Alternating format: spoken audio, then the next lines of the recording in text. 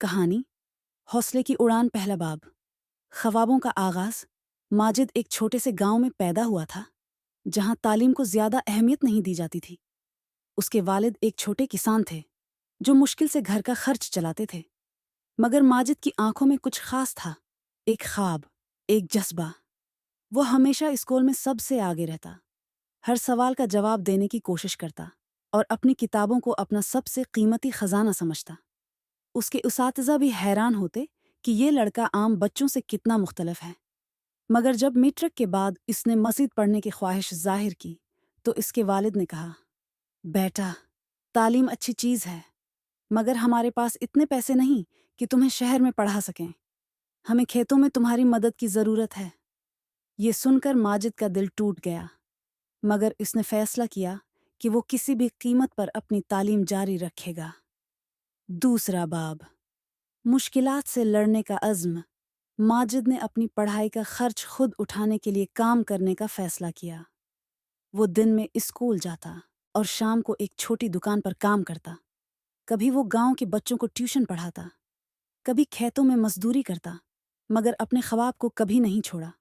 کئی راتیں ایسی بھی گزریں جب وہ تھکن سے چور ہو جاتا، مگر وہ ہمیشہ اپنے آپ سے کہتا، یہ سب میری منزل کا حصہ ہے، میں نہیں رکھوں گا۔ تیسرا باب، قسمت کا امتحان۔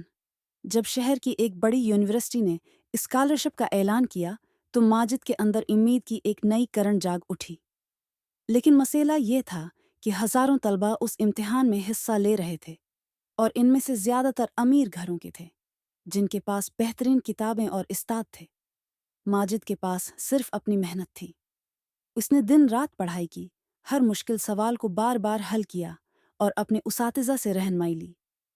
چوتھا باب، کامیابی کی پہلی سیڑھی۔ جب امتحان کا نتیجہ آیا تو ماجد کی آنکھوں میں خوشی کے آنسو تھے۔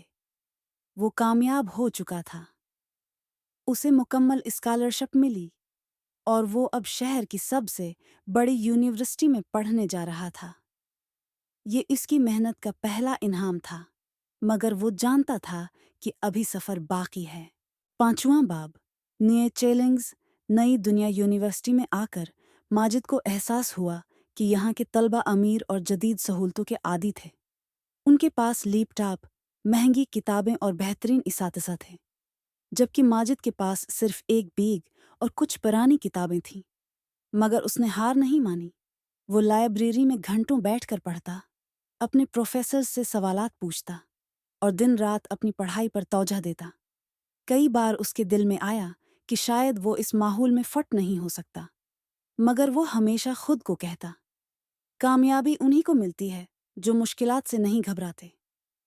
چھٹا باب، محنت کا انعام۔ کئی سال بعد ماجد نے اپنی تعلیم مکمل کر لی اور ملک کے بہترین ادارے میں ملازمت حاصل کر لی۔ اب وہ ایک کامیاب انسان تھا جس نے اپنی محنت سے اپنی تقدیر بدلی تھی۔ لیکن ماجد نے اپنی کامیابی کو صرف اپنے لیے نہیں رکھا۔ وہ واپس اپنے گاؤں گیا اور وہاں ایک اسکول کھولا تاکہ ان بچوں کو تعلیم دے سکے جو اس کی طرح خواب دیکھتے تھے مگر وسائل کی کمی کا شکار تھے۔